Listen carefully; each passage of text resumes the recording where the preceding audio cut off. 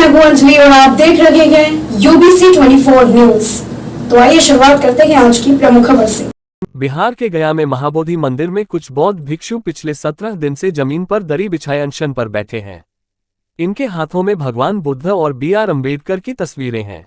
कुछ के हाथों में तख्तियां हैं जिनमें लिखा है repeal BT act 1949, all members of BTMC should be Buddhist.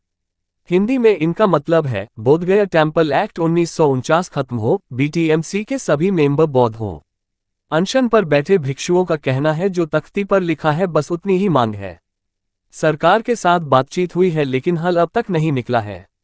ताज़ा अपडेट ये है कि 28 फरवरी की सुबह अनशन कर रहे भिक्षुओं को प्रशासन ने उठा दिया है।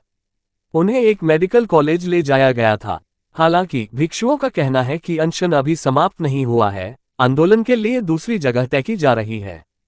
क्या है ये पूरा विवाद? BT एक्ट और BTMC के मौजूदा ढांचे का विरोध क्यों हो रहा है? इतिहास में क्या क्या हुआ, आइए समझने की कोशिश करते हैं। बोधगया टेम्पल एक्ट और BTMC। बोधगया में करीब 2500 साल पहले एक पीपल के पेड़ के नीचे भगवान बुद्ध को ज्ञान प्राप्त हुआ था। इसी स्थान पर बने मंदिर को महाबोधि मंदिर कहा जाता है, जो बौद्ध धर्म के सबसे पुराने मंदिरों में एक है।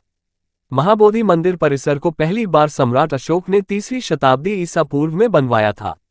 इतिहास की किताबों के मुताबिक वर्तमान मंदिर 5वीं-6वीं शताब्दी में बनाया गया था। ये गुप्तकाल के अंतिम दौर का मंदिर है। यूनेस्को ने 2002 में इसे वर्ल्ड हेरिटेज साइट घोषित किया था। महाबोधि मंदिर की जिम्मेदारी बोधगया टेम्पल मैनेजमेंट कमेटी के हाथों में है। लेकिन सबसे पहले हमें 1949 के Bodhgaya temple act BT act को समझने की जरूरत है। इसी एक्ट से Bodhgaya temple management committee BTMC का गठन हुआ है।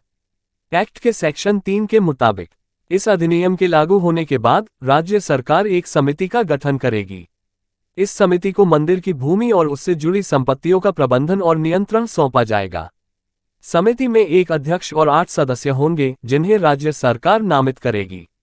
सभी सदस्य भारतीय नागरिक होंगे। इनमें से 4 सदस्य बौद्ध धर्म के होंगे और 4 हिंदू धर्म के होंगे, जिनमें महंत मुख्य पुजारी भी शामिल होंगे।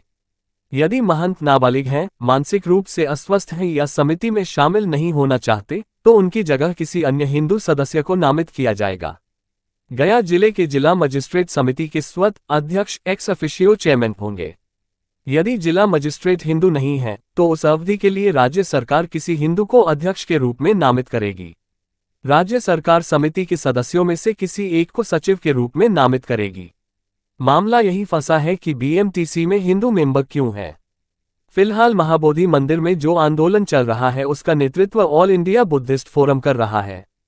फोरम ने अध्यक्ष जम्बू लामा ने कहा, हमारी मांग बहुत साधारण है।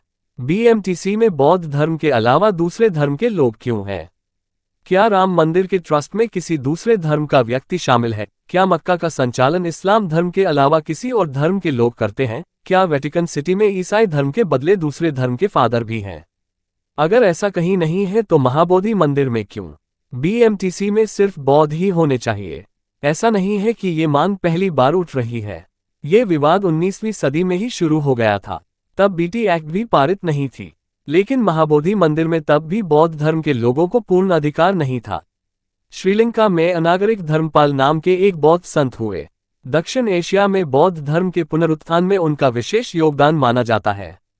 1891 में अपनी भारत यात्रा के दौरान उन्होंने पहली बार महाबोधि मंदिर पर बौद्धों के अधिकार की मांग उठाई। उस समय बौद्ध धर्म के इस मंदिर पर बोधगया मठ का अधिकार था।